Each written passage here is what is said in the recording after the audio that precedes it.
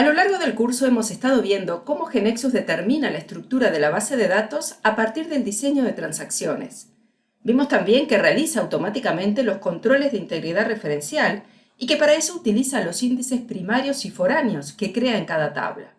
Vamos a ver ahora un caso de estudio para analizar cómo GeneXus normaliza la base de datos y determina la estructura de las tablas a partir de un determinado diseño de transacciones. Comencemos entonces por el concepto de base de datos normalizada. ¿Qué significa? Significa que no hay información duplicada, no hay redundancias. Los atributos secundarios están presentes en una única tabla, los atributos inferidos no se almacenan, y los únicos atributos que pueden estar presentes en más de una tabla son las claves primarias, por ser también claves foráneas en otras tablas.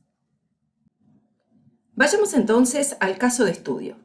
Consideremos el siguiente diseño de transacciones, donde podemos ver que estamos modelando países, viajes o excursiones a un determinado país, con un guía turístico a cargo, y los clientes que pueden realizar varios de estos viajes o excursiones. Lo primero que debemos recordar y tener presente es que no podemos ver cada transacción en forma independiente, sino que debemos analizar el modelo de datos completo. Cada transacción genera un impacto en dicho modelo de datos. Observemos entonces que las transacciones Country y Tourist Guide son transacciones simples, de un solo nivel, cada una con su identificador y nombre y sin la presencia de claves foráneas. Cada una tiene entonces su clave primaria y un atributo secundario. Por lo tanto, ya sabemos que a partir de ellas, GeneXus creará las tablas Country y Tourist Guide con la estructura que estamos viendo. La tabla Country tiene Country ID como clave primaria y Country Name como atributo secundario. Sobre esta tabla entonces, GeneXus creará el índice primario por Country ID. Recordemos que GeneXus crea automáticamente los índices primarios para controlar la unicidad de la clave primaria y para realizar en forma eficiente los controles de integridad referencial. Por su parte, la tabla Tourist Guide tiene Tourist Guide ID como clave primaria y Tourist Guide Name como atributo secundario. En esta tabla, GeneXus creará el correspondiente índice primario por el atributo Tourist Guide ID. Bien, observemos ahora la transacción Trip. Tiene Trip ID como atributo primario y Trip Date y Trip Price como atributos secundarios. Luego, el atributo Tourist Guide ID es clave foránea en esta transacción y Tourist Guide Name se infiere a partir de dicho valor. Tenemos una relación 1 a n entre las entidades Tourist Guide y Trip. Algo similar ocurre con el atributo Country ID, que aquí es clave foránea, y Country Name, que se infiere a partir de dicho valor. Entre Country y Trip existe también una relación 1 a n. Ya sabemos que los atributos inferidos no se almacenan porque GeneXus obtiene su valor a partir de las correspondientes claves foráneas. Entonces, ¿qué estructura va a tener la tabla asociada a la transacción Trip?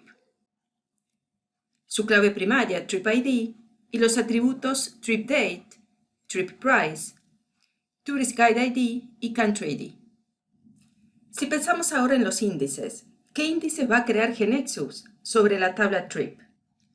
El índice primario por Trip ID y los índices foráneos por Country ID y Tourist Guide ID. Esto significa que, por ejemplo, al insertar un viaje, el índice primario por Trip ID controlará la unicidad de su valor, o sea que ya no exista otro viaje con el mismo valor de clave primaria.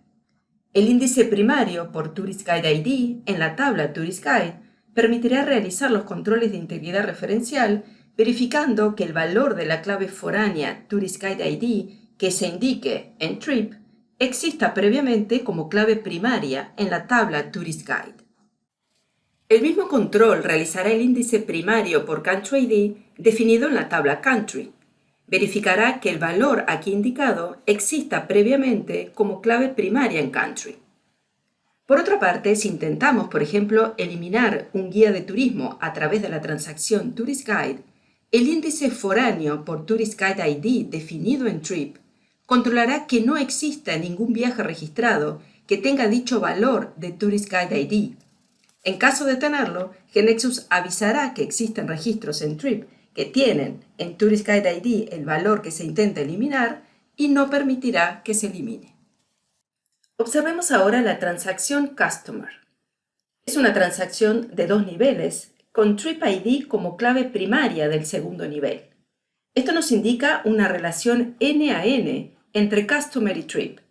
Y ya sabemos que a partir de este diseño de transacciones, GeneXus creará dos tablas, Customer y Customer Trip. Pero vamos a concentrarnos en el primer nivel de la transacción. Tenemos Customer ID como clave primaria, Customer Name como atributo secundario y Customer Trip Quantity que tiene asociado un cálculo, o sea, es una fórmula global. Y ya sabemos que un atributo calculado no se almacena en la base de datos. Concentrémonos ahora en el segundo nivel. TripID es su clave primaria, pero también es clave foránea. Y vemos a TripDate, TripPrice, CountryID y CountryName. Si volvemos a mirar la estructura de la transacción Trip, vemos que estos atributos están allí presentes y por lo tanto todos ellos se obtienen, se infieren a partir del valor de su clave primaria TripID. Esto significa que ahora, en el segundo nivel de Customer, estos atributos serán inferidos por el valor de TripID. Entonces, CountryID, que era una clave foránea directa almacenada en Trip, es ahora una clave foránea inferida en este segundo nivel de Customer. ¿Y qué pasa con el atributo Customer Trip Miles? Es un atributo secundario de este nivel. Entonces, ¿cómo queda la estructura de las tablas que surgen a partir de la transacción Customer? La tabla Customer, asociada al primer nivel, con Customer ID como clave primaria y Customer Name, recordemos que el atributo Customer Trip Quantity, al ser calculado, no se guarda en la tabla asociada.